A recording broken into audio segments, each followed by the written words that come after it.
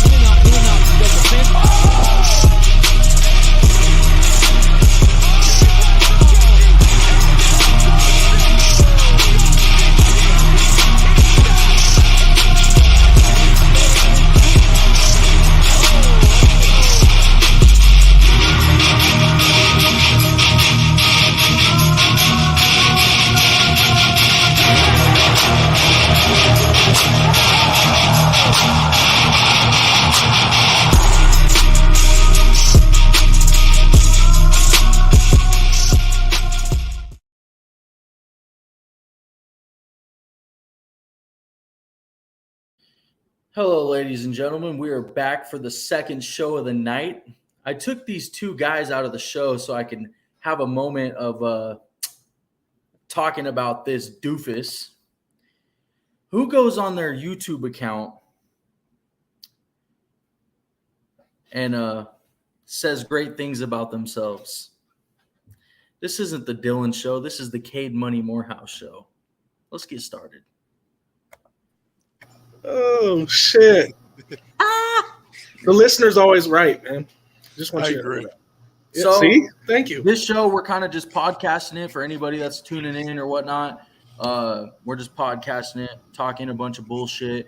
I will He's have. talking a bunch of bullshit. I'm talking real shit. I've been very slow with my journalism, so to speak. I will be back this week, and I have another interview coming out. It should be out Sunday or Monday, but I'll be interviewing the great training partner, assistant coach, Luke Caudillo.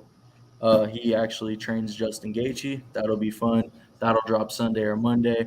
Let's get started. Fellas, how are we doing tonight? Doing pretty good. Tired as fuck, but let's keep it rolling. Dylan, I'm going to have to come on your show and smack you around in some Raiders talk. Bro, you had the same haircut as Mark Davis, but that don't mean you know shit about the Raiders. Bro, Hit me with I the am Mark the Davis best roast off the looking. rip. Hold on. I'm the best looking marshmallow man they've ever seen. He might have I a should be point. on magazines, baby, in my bikini. It's like if Mark Davis and Chris Farley had a baby. Fuck you. That's great. That is great. Oh, that is comedy. Pat, we were backstage. We were talking about a fight that's coming up. That you, Yes, we were. fuck you, Dylan. We were backstage talking about a fight that you wanted to talk about, Ikram and Paulo Costa. Yep. Give us some insight on that fight. Man, I don't know. I just think that I was a huge Paulo Costa fan. I was for a pretty long time, actually, and I still am. I love the guy. He's an amazing fighter, and he has a great personality behind him.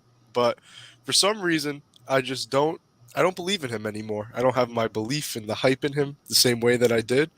And his past couple fights, I mean, getting outstruck by Marvin Vettori, that was a horrible look, especially after making him move up a weight class and everything. And then not being able to finish Luke Rockhold. I know it was at elevation. I know he was tired, but it was a rough performance out of him. And I just think that Ikram Aliskerov probably beats up Paulo Costa in this fight. And I just don't think it's being talked about enough, because I think I just saw right here. Oh yeah, I'm looking at a post right now. Opening odds for the fight were about even. We're about even money odds. I'm taking Ikram at that all day. Do you think he outstrikes him? Uses his wrestling? I think he uses his wrestling. I think Paulo Costa is a great grappler. He is, and like he can out wrestle a lot of guys. We saw it in the Rockhold fight, but I think Ikram's on a different level when it comes to grappling. I think the striking is where he might find some problems with Costa, which is why I don't think he'll be doing much of it. I don't think Costa has power, yes, but it's more about like how the shots add up. I feel like and he was getting hit a lot by Rockhold. Yeah, and he doesn't have that like one punch, just like put him down and put him out power. He has more of that like accumulate your strikes and like get him out of there with a decent amount of volume power. And I don't even know if he'll be able to get that started on Ikram, because I don't think Ikram will just be smart with the defense, and I think he's just going to dominate Costa on the ground in those exchanges. Yeah, I think so too. Dylan, what do you think about that fight? Have you seen Ikram fight before? Yeah, I've seen him fight a couple times. I kind of got the same idea as you guys. I'm sure the major MMA media probably make it sound like Costa is supposed to go out there and win this fight, but I don't think so. I'm not as impressed with Costa during his career as a lot of people are. I feel like he lacks a lot technically. Mm-hmm. And he relies on his power and not only trying to just knock guys' heads off, but I believe in those grappling exchanges where he does get the better of it. A lot of it is him muscling it and not being the better guy technically. Yeah, I just think like Rockhold, and I'm not knocking him, man, because I mean I'm not in shape myself. Who am I? But like he was hanging on the cage. He was tired. And I mean, he was. How did you not get him out of there, man? He was just throwing some random stuff, and he was cracking. Yeah. Rockhold is the best fighter in the history of the UFC at snatching defeat from the jaws of victory. You know what, dude? I can't get the picture out of my head. You said Chris Farley and who had a baby? Mark Davis. Mark Davis? The Raiders owner. I'm looking at myself, thinking to myself, man, I am not that ugly, bro. But I just can't get that picture out of my head, bro. That was a really asshole remark. Because you know it's true. Hey, bro, you be pushing me sometimes. You know I'm nice, and you just talk that shit all the time. I had to make you put a hat on, bro. So you can't come on my show with that hairdo. Bro. What?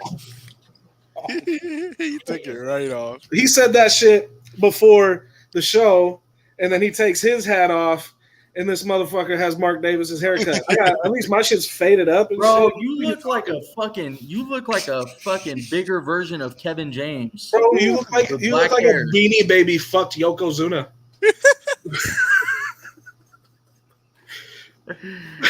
Oh shoot. Anyways, Dylan's got him. He's got him, man. What do you guys Shit.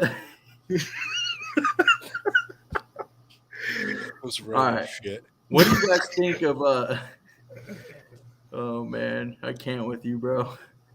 What do you guys think of John Jones in the Stipe fight in November? MSG. It's a bad fucking time.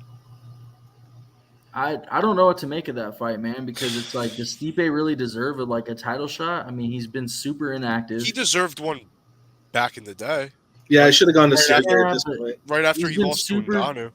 He's been super inactive. The fight I wanted to see, I get it, because John sees it as a legacy fight. Like, if I beat Stipe, I can retire knowing I'm the best. Well, because Stipe is the greatest heavyweight of all time. Let's just say that in the UFC, at least. In the it depends on what you're saying. Is does he have the greatest career of any heavyweight? I could see it there. Is Stipe the guy that if I can go and pick any heavyweight of all time on their very best day? Is he the one I'm going to pick? No. That's what I was going to say. Stipe does not have the best prime by any means, right, but he has the best career. He's the most accomplished. Yes, of course. If you just look at all the guys he beat, like all the names and all the everything, and then you look at his title reign and the fact that he defended more than any other heavyweight champion, it's really like it's not that close in terms of like overall career. But I agree, his prime wasn't the best by any means. Because I mean, I don't think I'm taking Kane. Exactly. I don't think anybody's fucking with Kane at the top of his game. Yep. I have the free Cain Velasquez shirt. When Ngannou beat Kane, I was like, this is such bullshit because Kane should ragdoll the fuck out of Ngannou. Dude, I was so upset when Ngannou beat Kane, dude. I was so upset. I was fairly new into MMA at the time, not like crazy into it.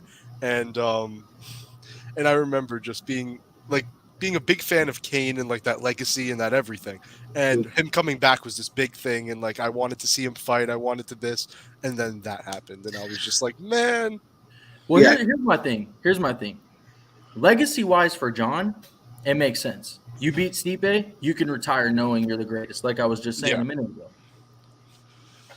But if John, it's interesting to me because I feel like the guy that deserves the shot at heavyweight is Sergey Popovich. I think John Jones and Sergey Popovich would have been a banger. When I look at this John Jones and Stipe fight, I almost see it the same way that Cyril Gane and John went. Like I just see John submitting him or knocking him out, bro. Like I'm gonna have to disagree with that one. Yeah, I listen, think Stipe listen to my puts up a point, better though. fight than Cyril Gane. No, A but lot better fight. I don't think so, man, because here's the deal. Stipe's been so inactive. He got clean clocked by Brian got Francis. You know, I just, to me, it's like John's going to be the much bigger guy. Like if Stipe comes into this fight at 235 pounds, man, bless his heart. He's put on a bunch of muscle. You're not making it out 2 rounds. Don't get me wrong. I think John Jones is going to beat the shit out of Stipe. I do too. I think, But I don't think John's going to go out there and put Stipe away in a minute. The way I see it, the way I've been saying it is, I love the fight because I think Stipe is a closer matchup than Gane, a better matchup. I think it's a closer fight, and I think Stipe will probably go the distance with John, if you want my honesty. But I don't see a way Jones loses the fight. Like I can't see a path to victory for Stipe, if you just want my honesty. Yeah. Now, I think Jones finishes it. I just don't think it's you guys want to know my honest opinion?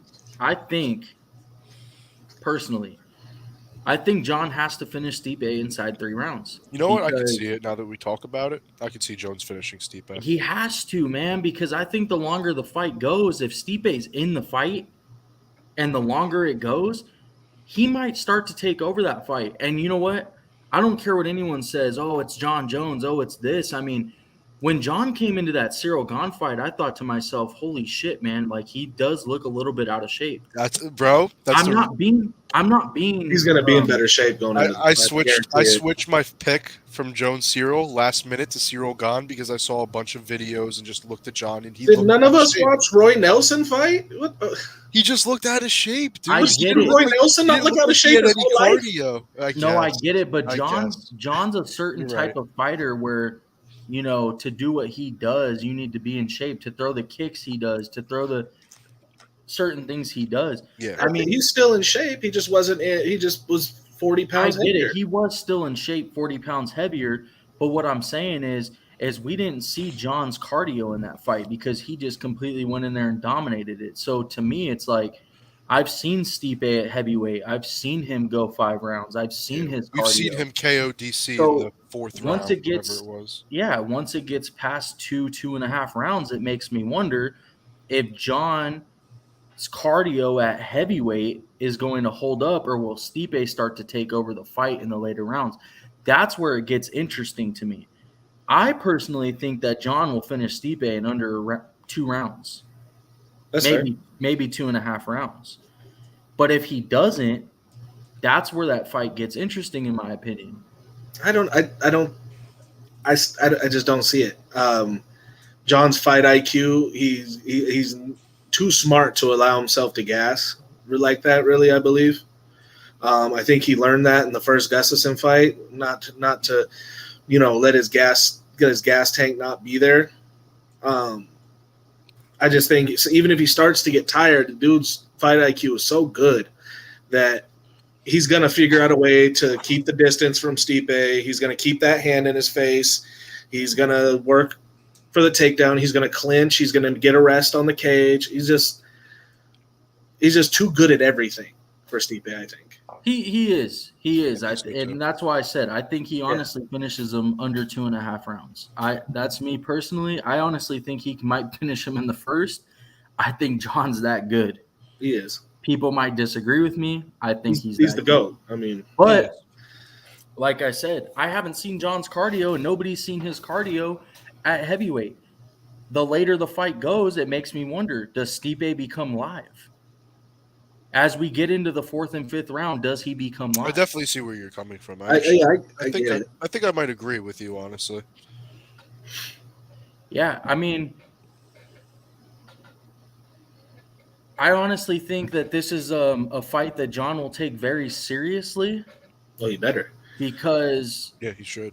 no, listen, because I'm being honest here. Like, I think this is a fight that he takes very seriously and does come in to try to make a statement because I honestly think I don't think John came back to the UFC to fight 8 more times. He might have signed an 8-fight contract or whatever. I don't. That was think to lock him up for the rest of his career. That was to Yeah. make sure he never fights anywhere else. Yes, That's all exactly. that was. But I personally think if he beats Stipe, man, he takes them gloves off, man. You think so? I do. I do. don't see a reason for him to fight again. There's, I mean, there's what is nobody else legacy-wise that he needs to fight. what does a Sergey Pavlovich win do for his career? I mean, Absolutely nothing. What does that nothing. fight? What does that Nothing. fight even do for John other than put him in danger of getting knocked out, possibly? Right. And the thing, and I would say maybe if it tied the heavyweight title defense record with that win, but he's not going to because if he beats Stipe, then Pavlovich, that's only 2. And I mean, Stipe he might has have 4. Jailton Almeida right down the pipe after that at that point, so too. Yeah, Is he- but Jailton Almeida needs to beat Curtis Blades, and that both of what- them It's a are tough really one for good. him. And would he really want to see Sergey and Almeida in back-to-back fights? That's I think dangerous. I man. think the Sergey fight would look more like the Cyril Gane fight. I do too. I think Sergey's not stopping a takedown from. Do you see what Alistair? I know it's been a while, but you see what Overeem did to him? Can I just say it? I mean, if Curtis Blades used his brain, that fight would have been his. Yeah. He All- shot all- one half weak ass attempt at a And takedown. okay, this is what I said when I was watching the fight. I said to my friends, Curtis was tagging him on the feet. I screamed, "Shoot the takedown!" Yeah. They go, "What are you talking about? He's hurting him on the feet. He's winning on the feet." That's the point. I said, "Shoot the takedown!" Right? Yeah. I just kept saying it.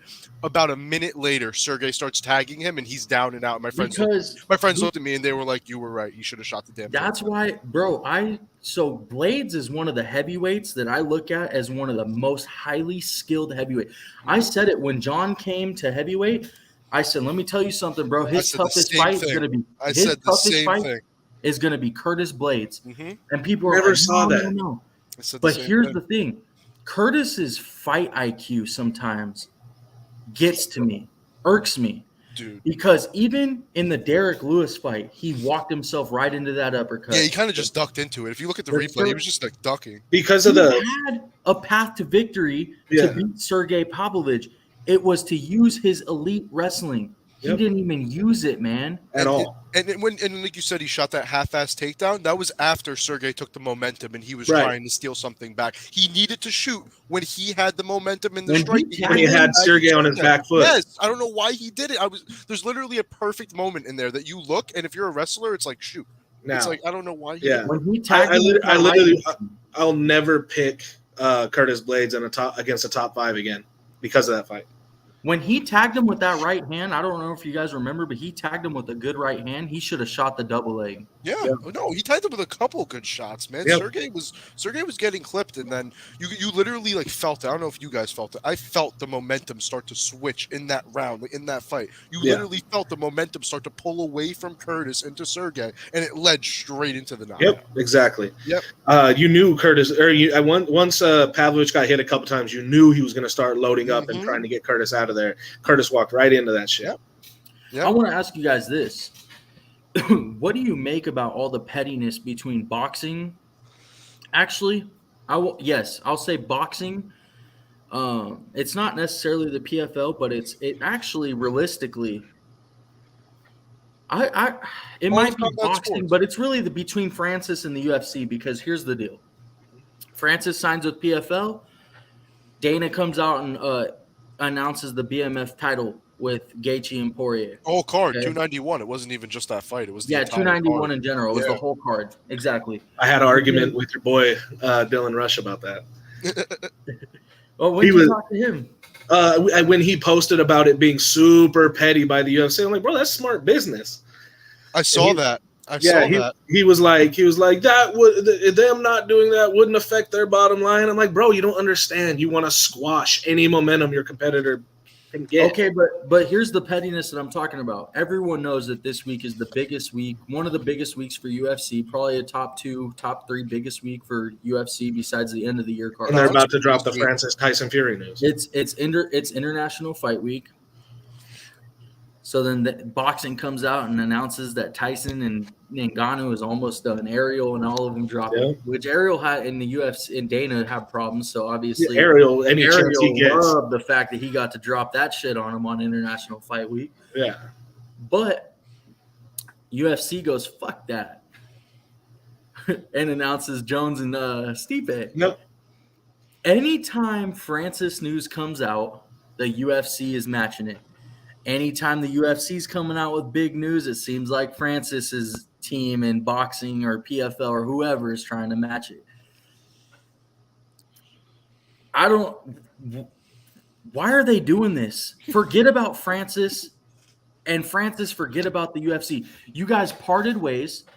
Francis, to me, wasn't even a big deal. Like the UFC losing Francis to me, it was a big deal, but it wasn't a big deal. It was a big deal just because of the one fight they needed to get out of Ngannou. Yes. They needed one fight.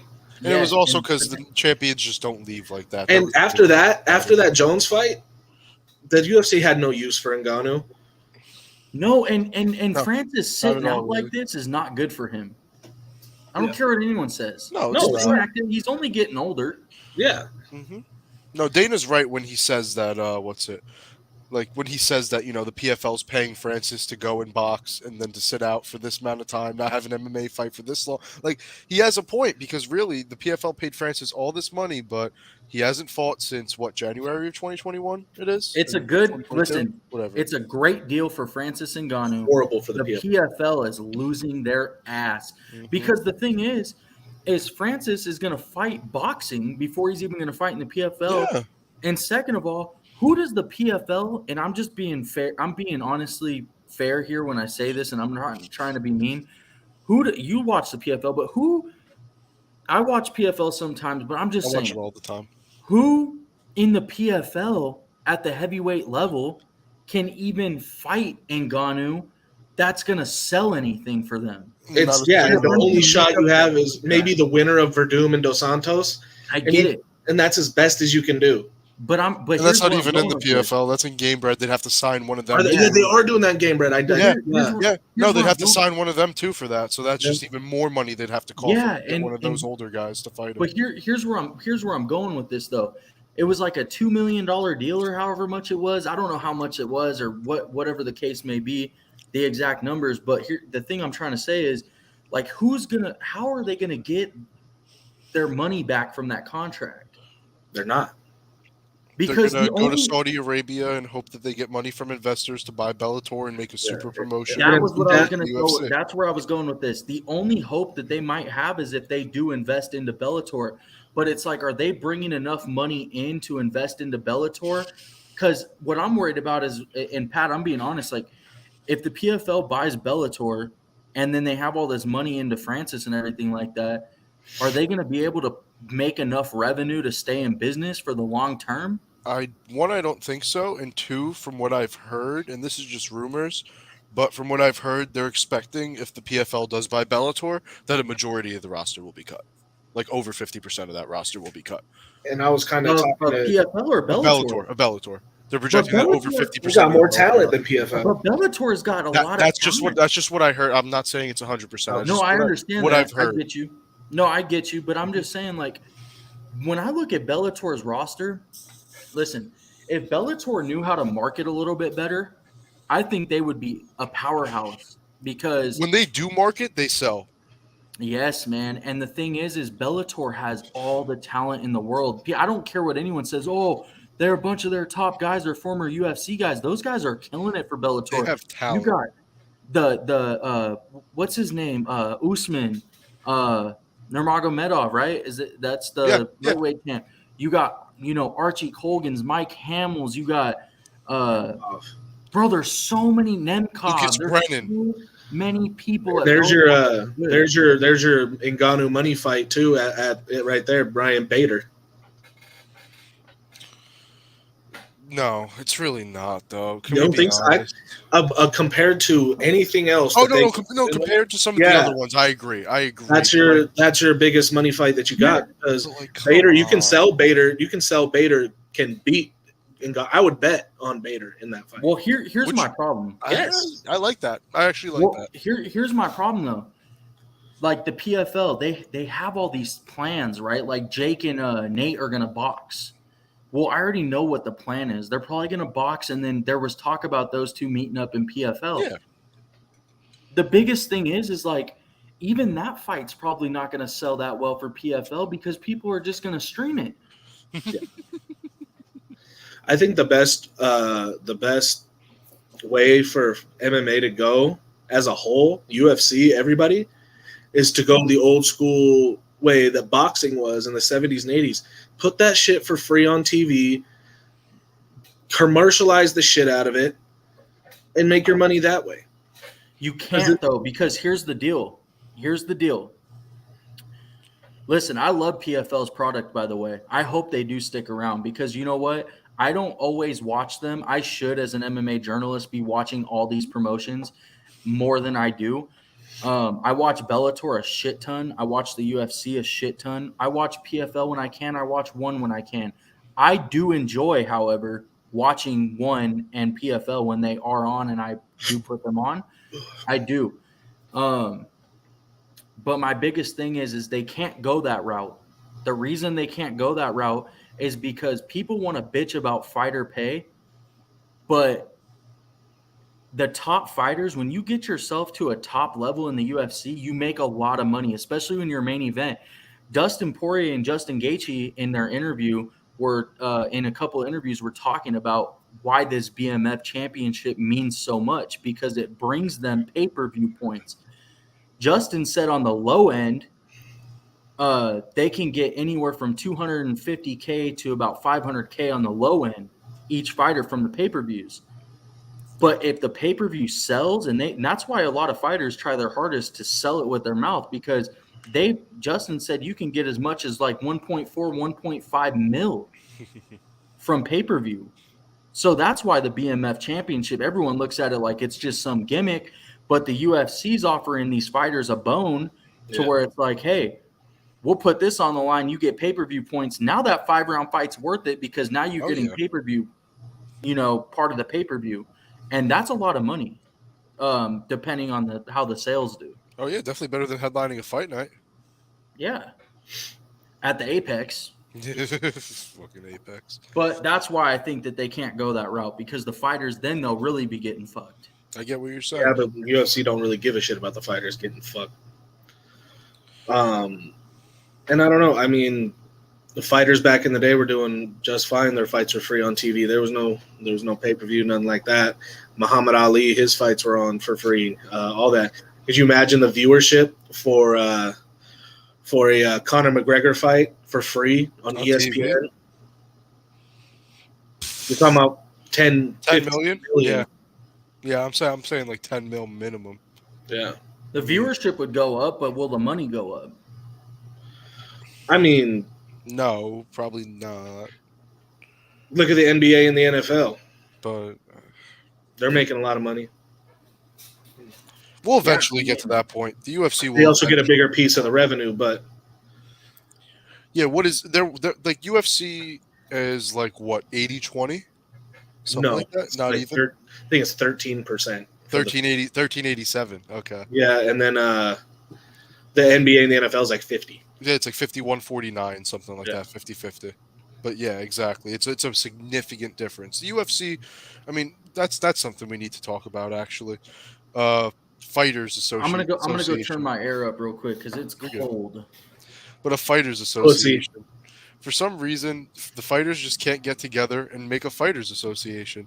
It's been something that they've talked about for years. It's been something they've tried to do, and it's been something that's failed multiple times. It's sad. But it's ridiculously sad. You see it in other sports get done, and they have like amazing systems that they put in place to protect their athletes and make sure they get what they deserve. And the fighters just can't band together and do it, and it's Well, so sad. Their egos, there's too much ego. Well, It's you not- know why though? It's because this is the only sport that is individuals. You have individuals. It's not Well, a team dude. sport by any means. That's why Jake Paul looks like such a jackass. Mm-hmm. Is because he did this whole thing with Anderson Silva. If I beat you, we join together and get this fighter union started for the fighters. Okay, that's cool and all. Now they're coming out and saying, man, there's no way possible to do this. Mm-hmm. Here's the thing, though. Jake Paul, I don't want to hear shit about fighter pay out of Jake Paul's mouth. Because let me just tell you something. He's part of PFL. Do you know what the lowest ranked fighter on PFL got fucking paid the last time? Dude, isn't it like $3 $3,000. 3 and 3? Jake Paul's talking about fighter pay, but an organization that he's a part of, a fighter's getting paid $3,000. PFL Go pays fuck yourself. PFL pays very minimally for any fight that's not part of the tournament, and even the tournament fights, they don't pay a lot because one, all those guys are fighting multiple times in a short time, and two, they're offering $1 million to the winner. Well, I don't think PFL. I'm not knocking PFL because I don't think PFL has built up enough to pay No. top dollar. No. But what I'm saying is like Jake Paul, he has no room to fucking talk because he's a part of an organization that's doing that right now, paying low pay. But they can't pay top dollar. But I'll say this. I think the minimum a fighter should be paid, the lowest ranked, if it were up to me, but obviously I'm In the not running UFC? Or in the UFC. But I Okay. think honestly in fighting in general, I think you should get $25,000 for the show and 25 for the win, man. Minimum. Yeah, I even think If that's you're not making 25 grand, like I've even seen the UFC only pay somebody 13, 14 grand for a fight. Yeah. You know, I'm like, I just don't. That's to me, it's not even that's worth it. not- You it's know- not worth it. you know who I've talked to that's around or was a 25 and 25 contract for most of his UFC fights to this point? Mike Davis.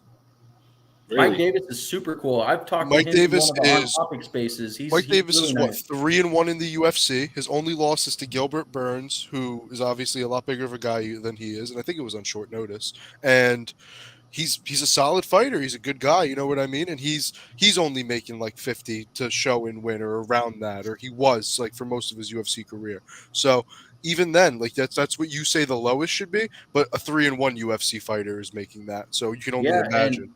Yeah, so and I'm being really honestly, I think a fighter minimum should make, at least 35, 40K for the win and show. But that's minimum, bro. If you fight in the UFC 3 times a year, you should be making 6 figures. 1,000%. That's not a question. Yeah. That's not. If you fight 3 times a year, like you're supposed to be, because that's what the technically every fighter is supposed to fight 3 times a year. I know things get in the way, and I know but it is your job, right? Technically, it is your job, and you should be wanting to get paid and showing up to your job. So fighting 3 times a year, even though it's a lot, it is not the worst thing to ask for. And they're professional athletes. They should be making at least 6 figures. But let me tell you this: I can't knock a fighter if they don't fight 3 times a year because, like Dustin Gaethje, Dustin Poirier, not knocking it, no. But those guys are in different situations. I know where they're don't in need different to for situations. the They're money. making enough to where they don't have to. They can fight once a year and be fine with the money they have. No, but listen, I'm just saying, like, I just bring those guys up because they come to name and they're fighting soon. But I'm just saying, like, those guys, for instance, every fight they're in, they put their bodies, through hell, man. Like they really do. And I mean, they put on for the fans, they put on for themselves, they put themselves through a war. So I can't expect them to fight 3 times a year. Yeah. But There should be. I'm just so sick of hearing about fighter pay from some of these fans because it was funny because I had an argument with somebody he went on and on about fighter pay. So I honestly didn't hit him up on Twitter and go after him or anything. I hit him up, separately in the DM. And I said, hey man, like I see you have all these problems with fighter pay. And we started having a conversation and it was a good conversation and we were getting somewhere. And then I said, well, let me ask you this. Do you buy pay-per-views or do you stream them? He goes, why stream them? And I go, then don't bitch about fighter pay. You're streaming fights. You're not contributing to helping fighter pay. That's all. I mean, yeah, but the UFC charges an outrageous amount for the fights. If they can though, because they built the brand up. I would be but the cards aren't even as good as they used to be. I would have paid $70 for the cards they put on 10 years ago.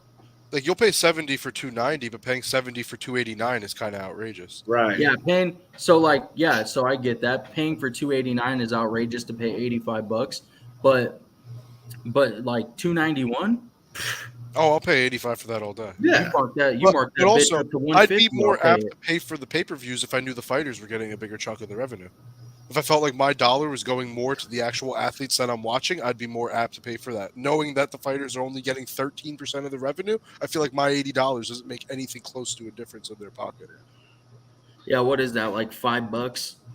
Especially Yeah. now, especially now when it's like ESPN. So you have to have ESPN Plus now. Mm-hmm. So Then that's you have to one- buy the pay-per-views on top of it. Yep. So the thing is, what the WWE does that's really cool is their shit through Peacock. You have Peacock, you get the fucking pay-per-views Nice. Yeah. for free. If Yeah, you, so $11 of your $85 goes to the fighters. and then it's divvied up between all the fighters, right? That's not Yeah, $11 per fighter. No. So that's 24 fighters on a per. So like honestly, like what is it? 50 cents a fighter? Something like that, yeah. You know what I mean?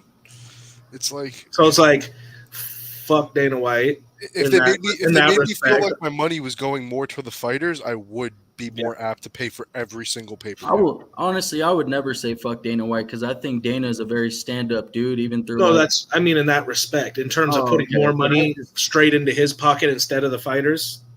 But I'll see, it's easy for us to. It honestly, like we can all have an opinion and everything, but it's so easy for everyone to talk about fighter pay and how things are ran in that business. But Well, it's let's very be hard for honest. someone like us to relate to a Dana White. Yeah, Yeah. but let's be honest. Like Dana's ran this business for how long, and he's been the most successful martial he's artist the business shit. owner Yeah. Of course. Yeah. in the history of the sport. There will never be another Dana White. So it's like, and he puts on whether they're shitty cards, good cards, whatever people want to make of them. It's fight after fight after fight every week. I think No, there's 3 absolutely. weeks in the whole Absolutely. year that they take off. Yeah. I was talking in literally in terms of just paying for a pay-per-view, knowing that more of that money is going to him than it is going to the fighters. Oh, That, yeah, a significant chunk of that money. but not just him individually, the people like him, around him, Hunter Campbell, all them guys. Mhm. Why should they make more? And maybe they make more. That's fine. They're the ones putting the events on. Cool. But significantly. Why make that much more Mhm. than all these fighters? That doesn't make me want to say, "Oh, I'll go buy this pay-per-view." Fuck Exactly. straight. Yeah, no. That's exactly Yeah. how I feel. I Who do you guys think Dana hands the UFC to when he's gone? Hunter Campbell. I think so too. That's what I was gonna say. It seems like he's been trying to build him up. He came out of nowhere. do you Like a actually year and a want- half ago, Dana Hold just on. started introducing him out of nowhere, and now it's like Fighters- now he's everywhere. Now he's I've known everywhere. of Hunter for years. He's been around for a while, but I'll tell you who I really think he hands it off to, man. And people honestly don't think of this name, but it might Joe actually Rogan. surprise you who I think. Who? Can you guys take a guess? Joe Rogan. No, I think I'm when fucking Dana around. leaves, Fucking Joe's around. done too. No, he won't be. Joe's already 1 foot out the door. He won't leave the U.S. and only covers pay-per-views. Yeah, Yeah, he's on his way out. Yeah, he is. he said when Dana's done, he's done. Yeah. But he What do you always think? said when Dana leaves. Let me think though. Who would replace Dana? Who would you guess? Is it a former fighter? Yeah, DC. yeah, I like nailed that. it. I think Daniel Cormier is a guy that maybe he doesn't hand it fully off into him. Maybe there has to be like Hunter Campbell's going to still be there. But that figurehead, the face But that the you face, because I feel like the way DC handles himself, he You can know- step into that role. You know how bad they would troll DC? The young generation coming up with DC as president? Yo, aren't you the guy that got knocked out by John Joe? Yo, they'd grill DC. DC That'd be becomes really president, John, you're fired. before he left and went to Bellator and shit, I thought Chael might have been good for that. I think he's Chael's too out there. too out there. Yeah, I agree. He's just too like he just likes talking bullshit too much to be like taken seriously. Yeah. I guess. Oh my god, I used to like Chael a lot, and then sometimes I just watch his videos, and I just couldn't. He's coming to my city here in a Is couple he? months. Yep, Nice. for a submission tournament. Nice. Let me put it this way. DC is the most logical guy out of all the old school fighters that is still mentally there and has his shit together to take on a role like that. Because I feel as if like maybe Dana could hand it off, like maybe at one point, like back in the day, he thought maybe he could hand it off to a guy maybe like I'm throwing out, like I'm going way out there, but like maybe Chuck. I was gonna say, like, yeah. But like Chuck, the thing is No, like Chuck too- doesn't have time for this shit. If you go look at what No, Chuck's and, like, Chuck's too brain damaged, like you said. Like he's not like coherent enough. What about Connor? That's too much. That's a Well, mistake. but listen, it might be a mistake, but money wise, it makes sense. Who could actually put the money in and bring the money to the table to really help the business? And who would be a better figurehead to be more recognizable? Tell me if I'm wrong though, but I feel as if you have a decent amount of money, probably like a DC, you don't need to have that much money because of how established the UFC is. Yeah, The revenue is going to come in for you right away. As soon as Dana signs off the UFC to you, you already have millions and millions of dollars. think of like press conferences though. Who's not tuning in to watch Connor talk? I get it, but you can't go to Chicago. You can't go to New York Knicks games and knock out mascots and shit, bro, and have like. Dana White just slapped the shit out of his wife. He's right, but I feel like that would get old quick, though. The whole Connor thing, like at press conferences, and like if he was the president, like I feel like, I don't know, like I feel like it would be cool for like a little bit, but then I feel like it would just be too much. Like I don't know, I don't think he could, like he would be good in, like A business. in the business side of like things. Like he would be good for the UFC in that capacity, but I don't think he'd be a good like president for the UFC. You know, I actually thought his name's Joe. He runs the On Topic space. You know, he brought up a good point saying that, you know, what if Connor bought Bellator? And I was like, you know what, like that might actually be something Dana that. White would shit his pants. Yeah, but that would be something that would actually be good for Bellator as a company because the money that would be involved in it finally. Yeah, the sponsor. They would have better they would have better everything just because of the money aspect. And Connor's competitive enough to not want to play second fiddle to the UFC. But Connor's mental is what gets me. I'm like, he is not in the right mental space or maturity level to own something like that. Because while it might be smart with his money, I feel as if he might run something like that straight into the ground because of who he is. But any business he's ever been a part of has thrived. I get that, but it's like being a face of a whiskey company versus being a face and having to show up and be there for your organization is two different things. Unless he bought Bellator and just let Scott Coker run it, that's different. But if he's going to be the one that has to show up like Dana White, I mean, come on, bro. He can't even show up for his fighters on the Ultimate Fighter, man. What makes you think is that as big of a deal as showing up to be the president of the UFC? I don't think it's as big a deal showing up for the weigh-ins. But I think Connor has it in his mind. If it's not important to him, then it's just like I don't know, man. But if you take the step to fucking run the UFC, obviously it's got to be. I think it would be smarter for Connor to just buy Bellator and like let Scott Coker keep doing what he's doing. I would love to see that. I would love to see someone who's competitive enough to go head to head with Dana White. Scott Coker's not the guy. Chatri Sityodtong's not the guy.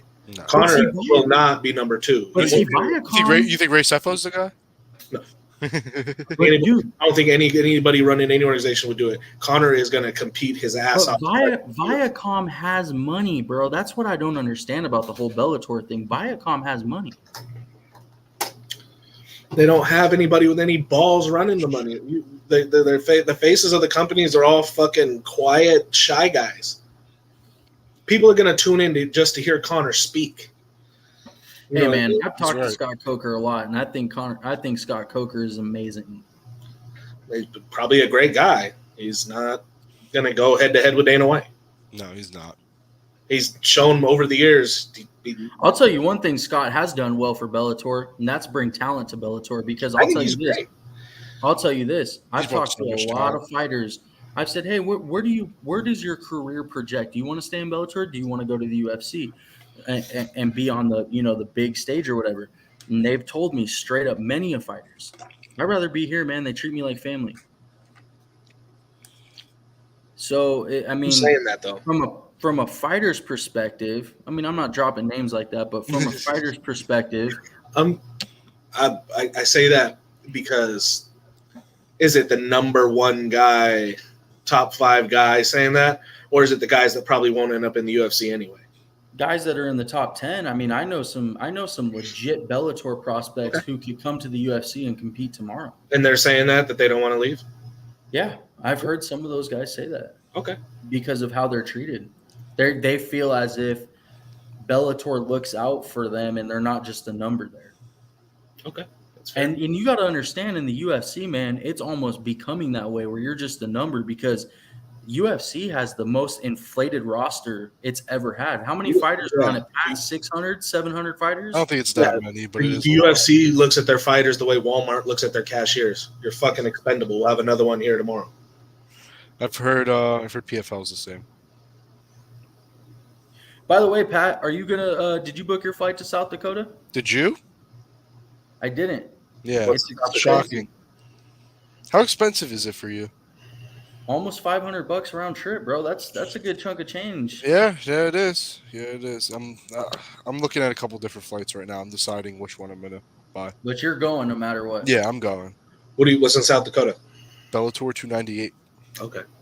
I'll tell you this though, Patrick. I will do everything in my power to be at Bellator 300. Okay. South Dakota's only like a 10-hour drive for me. Only like a Is it? 10-hour drive. I drove 31 hours to Tennessee. Now anything less than that is short. It's about a 17-hour drive You for drove me. 31 to Tennessee, dude. From Washington State, Spokane, Washington, to Nashville, Tennessee, to watch the Raiders and the Titans in 2016. Salute to Yeah, you. you want to man. know? You Jesus want to know a Christ. hell of a drive?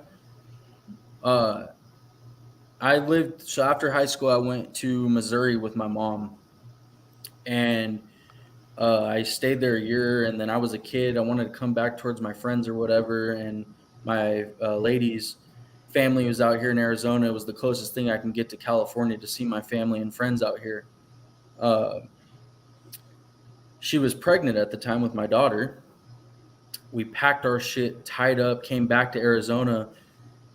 I didn't have enough money for a hotel or anything. I only had enough money to get back to fucking Phoenix. So we fucking drove 24 hours straight. The only time I stopped was to get food, get out the car and fucking stretch and put gas in the motherfucker. And we kept going. When I got to Arizona, we had a friend fly out to help us with the drive. So I had to drive his ass back to California. So then I dropped all my shit off in Phoenix, went to California, and then drove back from California to Arizona, bro. It was like 35 fucking hours of travel, bro. Nonstop. I almost died on the freeway. Literally, I fucking felt myself falling asleep. My buddy like fucking hit me, and I fucking woke, like slammed on my brakes, bro, on the fucking middle of the 10 freeway, bro. It was the most dangerous shit I ever did, bro. And I've told myself, if I don't I'll never do that again, bro. I will pull over on the side of the street and fucking sleep if I have to. Like, never again. Never. Yeah, It was that sounds crazy. horrible, bro. I've only drove like 5 hours. This is my Oh longest. my drive. God. So, so yeah, I'm nothing close to that at all. Yeah, South Dakota don't seem like a problem at all. I've driven to Seattle probably 30, 40 times in my life, and that's 5 hours. Okay. Yeah, Cade, you should just take the drive. Why not? I'll meet you in Idaho. I don't know. Who's the main event of that? It's Storley and Ward? Yeah. Is that going to be a good fight? I heard Ward's live. Yeah. I don't know. The last Logan Storley fight I watched was a little boring, but Brennan Ward's fun. So I'd be excited to go to that card just for the sole fact of watching Lucas Brennan fight. That kid is a stud. I want to see my guy Aaron Jeffrey out there. Aaron Jeffrey, yeah. Yeah. And you know what's funny? I was in Temecula for his last fight. He lost. Yeah. So funny story. We were in Temecula for Bellator. I was staying in Corona at some family's house. I went to cover the event. We were in the post-fight press conference room, and we left, and I was talking to Kat Zingano and Daniel James and just living it up, and then we ended up leaving after everything, and I left my laptop and my whole media bag in the press conference room. So I got back to Corona when I noticed that. So then I had to drive an hour back to Temecula, found it in the lost and found, but I ran into Aaron Jeffrey in the middle of the casino and chatted with him for a few minutes. Nice. And just told him, like, keep your head up and everything like that. But he was super nice, man, super chill. But I was like, okay, that was worth it. He's an awesome guy, and if you want me to be honest, that loss was so fucking worthless, dude. He got out-wrestled by Salter for 3 rounds, took no damage at all, and then Salter immediately retires right after. I know. So now it's like, what does that loss do in retrospect? All it did was put Aaron Jeffrey back. Salter's not going anywhere with that win. Like, it was a good win for his retirement fight, yeah, but all it did now was kind of set Aaron Jeffrey back a bit. But I'm happy they gave him another top guy in Dalton Rasta to just, kind of like just Make up for that. get a contender out of the way, and like they didn't really push him back. But it was just annoying to me because I felt like, he lost that fight for almost no reason. I think the crowd pop for when Luke Trainer proposed to his fiance was freaking insane. Two massive wins in one night for Trainer, man. Yeah, man, that was crazy. Yeah, I think he fights on the card I'm going to, right? 298. I think he fights on 298. Yeah, what do you got? Okay, so this isn't. Oh, no. I know out of all fights, and I know we're just talking bullshit, so this is the perfect time to bring this up. But like, this fight to me is just so interesting because you got one guy who's practically washed, probably shouldn't be fighting anymore, and then you got Bobby Green. So you got Tony Ferguson fighting Bobby Green. Do we have to talk about this? Why did they make that fight? And like, should it even be on the main card? Should it even be ever thought of? They're just trying to justify keeping Tony Ferguson on the fucking roster. Like, maybe he can beat this guy. No, maybe this. No, he's too exciting to get rid of. But fuck, he can't win for shit. Bro, when him and fucking Nate Diaz fought, I don't know why he can't just fight Jim Miller. I don't know why. Jim Miller beat his ass. Like when him and I'd Nate rather fought, see that than Bobby Green. No, but listen, when him and Nate fought, bro, those two, like, it made me sad, bro, because those guys did not move the same. Like, Nate looked like he regressed from his Leon fight to that Tony fight. That was like the saddest UFC fight ever. And then as soon as Tony went to take it to the floor, just the weakest guillotine. The only fight sadder than that was Lawler and Nick Diaz, this last one. Oh, yeah. Hold on, though. Back to that, though. That was a fight that was bullshit that people had to pay $85 for. That main event, oh, fuck. Hey, you got to see Hamzat run through Kevin Holland right before it. Yeah, not exciting. No. He's saying he thought Holland won that fight.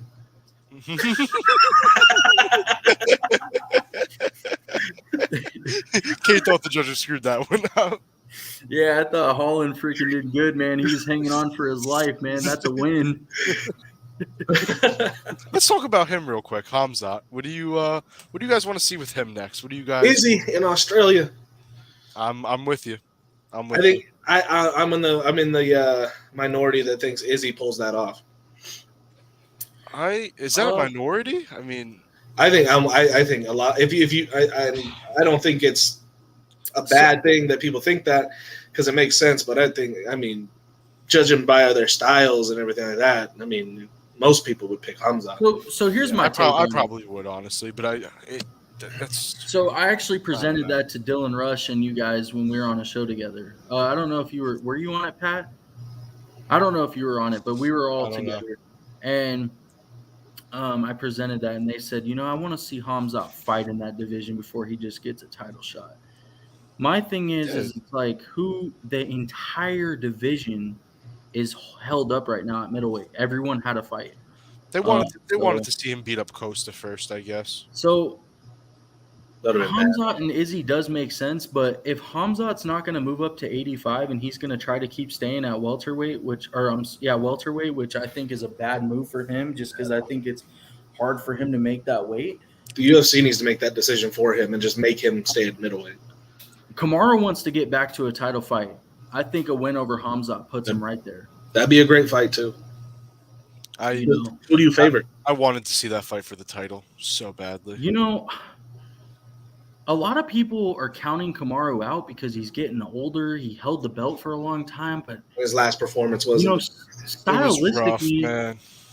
stylistically, I think the wrestling cancels out. I don't think Hamzat's going to go in there and just wrestle the shit out of Kamaru.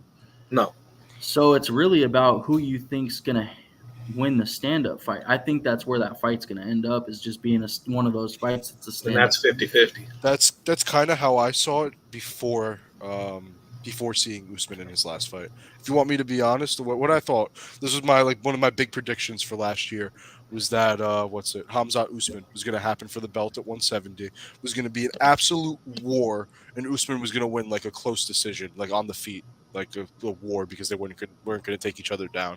But after watching that last fight with Leon, I just feel like Usman isn't moving the same. His knees are clearly just not the same, and I feel like there is a real chance that Hamzat would ragdoll him just based on the fact that his knee, like his body, can't keep up with it. Yeah. Well, shit, you guys. It's been good. I've reached my limit. I'm about to reach my limit too. I gotta crash. My 3:40 a.m. for me here. And my battery's about to shit. Anyways, before we get out of here, I honestly think, Hamzat, in my opinion, struggled with Gilbert a little bit. Kamaru handled Gilbert. I think Kamaru's live in that fight. You know, people are going to really put their hype and put their money on Hamzat, but, I think Kamaru's live. I mean, that's just my opinion. A lot of people are higher on Hamzat than me, but yeah, I think Kamaru has a decent shot. Yeah, I'd pick Hamzat by decision, but I think Kamaru give him some work. Real quick before I leave, Cade, I just want you to know, you made me sit here for this long. I just want to show you exactly how much of a fucking beast I am. Let me see your guys' computer chairs. okay. You see what you got, dude, I'm Cade? sitting on my kitchen table chair. Oh wait, hold up. You got padding on that bitch. Yeah, I got the whole gaming setup chair. Why would he? You got the kitchen stool. He's got the ghosted in timeout number My 4. ass is fucking dead. My legs hurt so bad. You got the ghosted in timeout chair. For real. All right, I'm out, you guys. Have a All good right, I'll night. catch you guys. Have a good night. Be good. All right, Kate. guys, we're out. We're out. Be good, guys. Yay. Thank you for having me on, brother. Yes, sir. I'll see you soon. Thank you for tuning into the Combat Lounge. We out. Now fires back. Oh, there's Fury with the right hand.